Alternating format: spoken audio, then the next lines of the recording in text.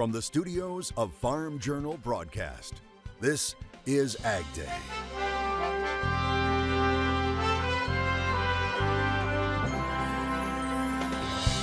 A summer of fun and eating. Truly, the lessons that these kids learn as they are served meals every day is this is what a nutritious meal looks like. How a Tennessee program is doing more than keeping kids fed. Some good news from the field about wheat. It doesn't surprise me that they're finding some phenomenal yields. See what scouts are finding as John Deere salaried employees face job cuts. John Deere's layoff of thousands of workers is a canary in the coal mine. Congress gets an earful about the current state of the farm economy. Most farmers and ranchers, including those here today with us, are likely to be worse off financially by year's end. And what could be to come right now on AgDay. AgDay is brought to you by Pioneer. Ben's bins, please hold. Yeah, Ben's has been busy all day. Seems like no one can keep up with this new Z series. What did you all put in these seeds? Science. Good morning, I'm Michelle Rowe. Clinton Griffiths is on vacation. We're continuing to follow a developing story. More layoffs at ag equipment maker John Deere. As we told you last week, several news agencies were reporting the latest cuts would impact salaried positions at the company and that those cuts would be coming yesterday. However, the number of people affected is not known.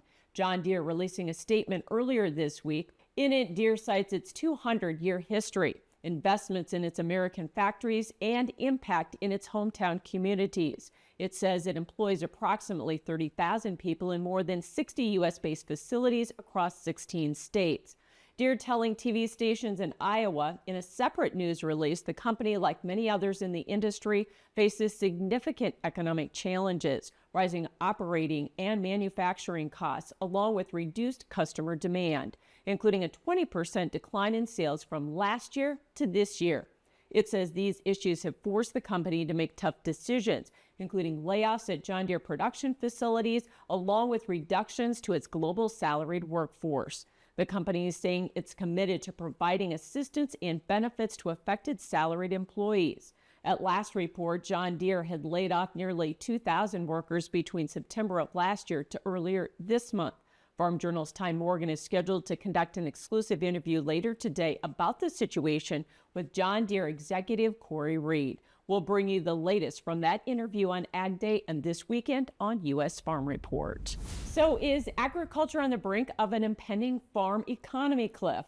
A panel of experts testified before the House Ag Committee this week about the severe challenges facing the agriculture supply chain. Now, it comes as net farm income is forecast to decrease by $43 billion from 2023 to 2024, marking the most significant two-year decline in history. Meanwhile, production expenses are forecast to increase by $17 billion. During the hearing, the chair of the House Ag Committee expressed his concerns about another farm financial crisis brewing. We're living through the largest two-year decline in farm income in history. At the end of 2024, total farm sector debt will be the highest in the United States as seen at least since 1970. Most farmers and ranchers, including those here today with us, are likely to be worse off financially by year's end. Witnesses say a host of economic issues are converging to lower net farm income by an estimated 25% from 2023 to 2024. Unless conditions change, we're facing a perfect storm, though I don't think it will be fully understood until early next year, when farmers are unable to secure loans because they can't cash flow. Plummeting crop prices, high costs of production, doubling interest rates, natural disasters, and tightening credit are some of the key culprits. Working capital is fast depleting. This is also depleting working capital and worsening credit conditions, according to ABA's chair of the Ag and Rural Bankers Committee. With rising input costs and lower commodity prices, farmers and ranchers have worked through the liquidity and working capital they built up over the past few years at a more rapid pace than anticipated and are now beginning to leverage equity through refinancing debt. This has made agricultural bankers feel like they are looking over the cliff in regards to the agricultural economy. Witnesses also urged policymakers to enhance risk management tools through a new farm bill to avert a crisis, and the chairman agreed that's his goal. There are a few pundits that have taken the last few months to spread misinformation about this committee's bipartisan product in an attempt to sow division. Let me be clear, this is a farm bill that provides significant improvement for all producers. Thompson says resources dedicated to the total farm safety net have declined 30% in the last 22 years, with the commodity title seeing an 81% reduction. He says they want to change that with the new farm bill, and he's still open to trying to get a bill passed in 2024 to avert a farm financial crisis. One agency says Monday was the hottest day in world history, breaking the previous record set just the day before. That's according to the latest data from Climate Change Service. It's the second consecutive year average global temperatures have smashed climate records for heat. Scientists believe last year's record was due to a warming El Nino climate pattern, but this year's record came as El Nino is disappearing and transitioning to its cooler La Nina phase. Rain in the deep south while a heat dome continues to hang over the west. Are there any signs of it abating anytime soon? We'll get the latest from meteorologist Matt Engelbrecht.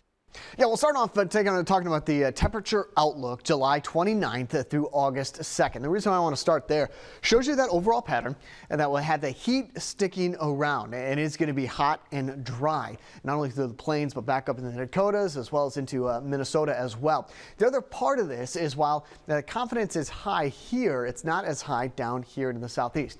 In the short term, so thinking next week, what we're going to see set up in and across parts of the United States is the ridge or high pressure here, and then the possibility of what are called ridge riders.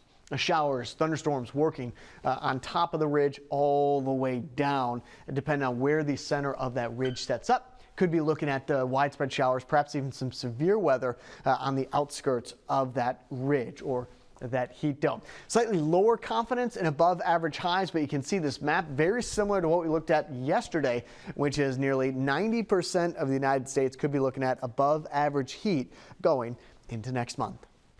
And check out the scene in Taiwan, a powerful storm. The winds, in fact, from a typhoon knocked people to the ground. Now, the storm bringing heavy rain and dangerous storm surge to the island. Top winds were reported to be around 135 miles an hour. So that would equate to about a Category 4 hurricane for us. I'll have more on your forecast coming up. Later today, the Wheat Quality Council's Hard Spring Wheat and Durum Tour will wrap up in Fargo. And here's a look at day number 1 results. Scouts finding possible record yield potential in southern and east central North Dakota. They collected samples with an average yield of 52.5 bushels to the acre. That's up from just over 48 bushels per acre they found on similar routes last year. And to be honest with you, it doesn't surprise me that they're finding some phenomenal yields. The crop here with spring wheat looks phenomenal. It's already starting to turn color. I wouldn't be surprised if we start seeing even some harvest kick up in a couple of weeks from now. But it's not really surprising to me or producers for that matter that they're finding some good yields out there. While scouts reported strong yields, nearly all the scouting groups noted some fields were impacted by fusarium head blight or scab. Happening right now, crews are continuing to try to make headway against dozens of fires burning in the western half of the country. So far, about 3.5 million acres have been consumed by wildfires. Now, as of Tuesday, more than 6 wildfires had been reported nationwide. Now, the 4 largest active wildfires are reported in Oregon. We're actually looking at significant air quality degradations becoming a bigger concern, primarily in the Northwest, where we have some of our biggest wildfires. Rippey adds a strong ridge of high pressure over the west and high plains regions is just recirculating smoke. And unfortunately, long-term relief is not expected until the fall. And the wildfires don't end at the border. Multiple wildfires are also reported in the Canadian Rockies' largest national park, Jasper National Park. Located in the Alberta province, the national park is one of Canada's most popular, bringing in over 2 million visitors last year.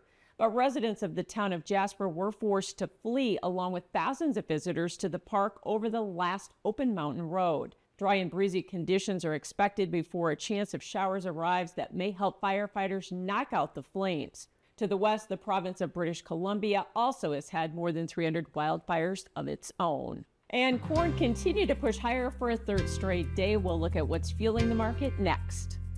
And later, keeping kids' bellies full this summer while learning some important lessons in the country.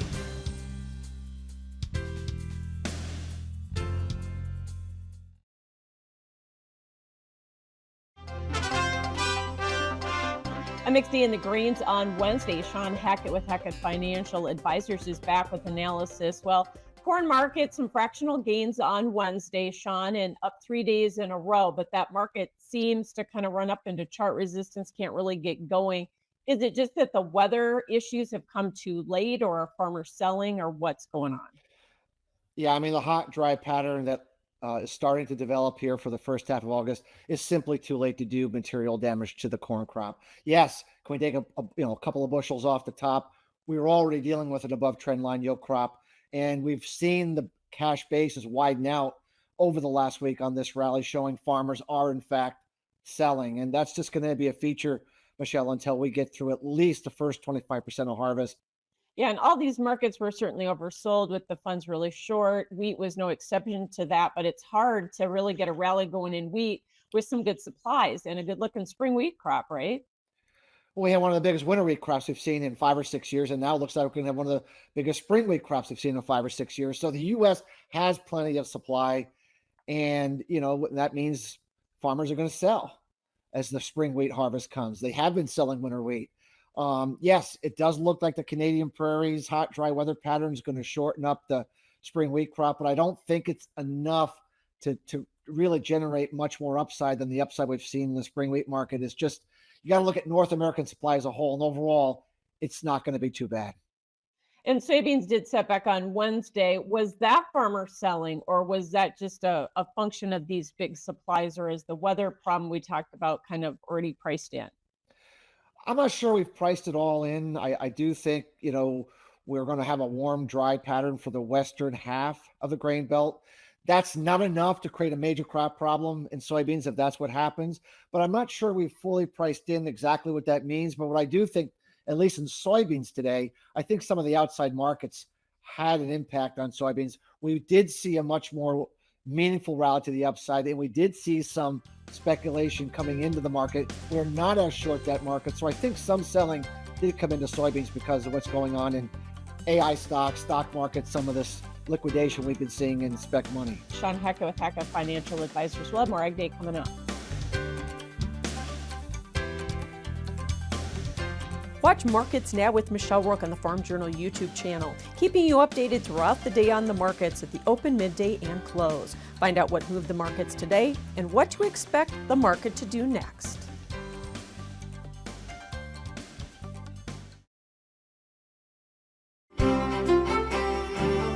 Well, the jet stream on Thursday and Friday is going to be very similar to next week. A shallow trough cold front has moved through, pocket of cool air, but also some cloud cover. Now that is going to clear out with that lower humidity in through the Great Lakes states and up to the north and to the east. A ridge of high pressure, remember we looked at a little bit ago, with that heat starting to build across the United States, with that ridge of high pressure back over towards the Four Corners and then into the plains by next week. So watch this kind of unfold. Monday and Tuesday of next week, there's the ridge starting to develop. Now, in terms of severe weather, the greatest potential for widespread showers and thunderstorms will be where this ridge establishes itself, and then these storms that could carry down along it. And when I mean down along it, put this in motion a little bit, start to see these lines look very similar. It's right in between there that you start to see the chance of some showers, perhaps some widespread thunderstorms. This is all the way into next Saturday. The ridge is still back out here towards the west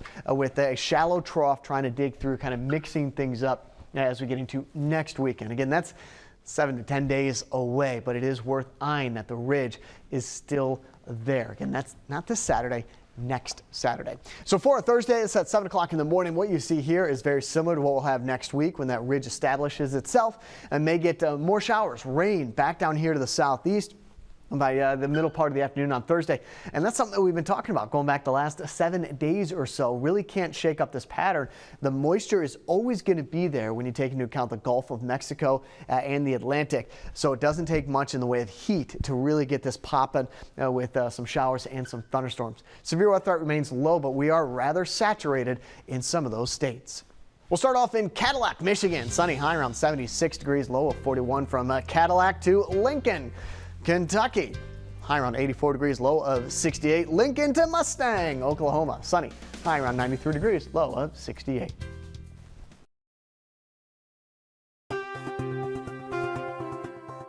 A Kansas man is admitted to defrauding ranchers with a hay scam in Montana and Wyoming during the 2021 drought. The U.S. Attorney's Office in Montana says 43-year-old Jory Parks of Logan, Kansas, pleaded guilty to wire fraud. In court documents, the government says the drought in summer of 2021 created a hay shortage for ranchers in Montana and Wyoming.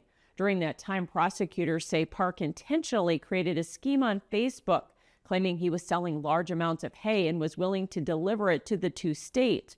Parks was operating as Hart Cross Ranch, LLC. They say he received money from customers in exchange for promises to deliver the hay. However, they allege he used the money instead for unrelated business and personal expenses and made false promises about what he would deliver.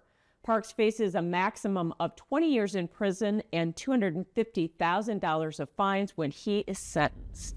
The Defense Department is backing off from a plan to possibly consider feeding lab-grown protein products to members of the armed forces. The National Cattlemen's Beef Association saying it was the first cattle group to uncover this stream of Department of Defense funding that could have gone towards lab-grown protein projects. It says after weeks of engaging with Congress and speaking out against the plan, it's thrilled to have confirmation lab-grown protein will not be on the menu for the nation's service members. A representative with NCBA adding that the Department of Defense should be on the cutting edge of science to investigate defense applications for new tools and technology, but that there is a big difference between industrial or defense applications and the food we put in our bodies. It says U.S. farmers and ranchers are more than capable of meeting the military's need for high-quality protein. It can be tough keeping up with growing kids' appetites, but a summer food program is doing that and serving up much more in the country.